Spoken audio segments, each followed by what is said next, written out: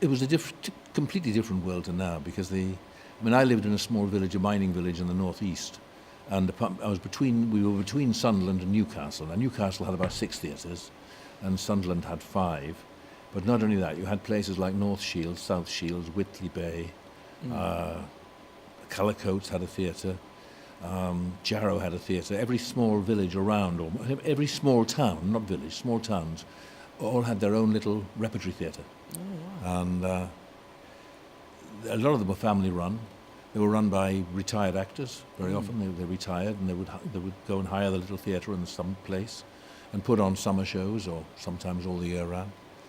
And the councils, of course, in that time, they were very glad to have them. I remember straight after the Royal Academy of Dramatic Art, I went to Colwyn Bay, which was a weekly repertory theatre. And this is just to give you for instance, the man who ran it, Stanley Ravenscroft, actually lived in the flat above the theatre. Oh, really? And he rented the whole caboose for £20 a week. Wow. And in the summer, he put on a 26-week season of plays, one a week, and he had to make them enough money in the summer to keep him through the winter. Oh. And that was sort of how an awful lot of actors retired and went and got a little theatre. Wow. And put on plays every week. And the big advantage was for people like me, I could go and work there as a kid, even as a boy. You could always get work going, helping backstage and playing the boy parts. My first professional part was Winslow Boy, opposite Frank Finlay, in Sunderland Repertory Theatre, which was, believe it or not, twice nightly, weekly repertory. I mean, the standard must have been pretty grim, but the audiences loved it. Yeah.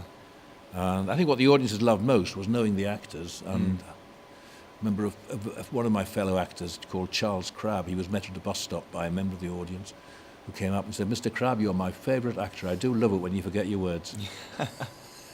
And they didn't mind you forgetting your words. Yeah. You get away with anything. They just liked you. And they liked watching youngsters grow up from playing juveniles and becoming leading men or whatever. And then they moved on to other theatres. And years later, of course, they began to go into television. And then people were immensely proud, rather like football teams now.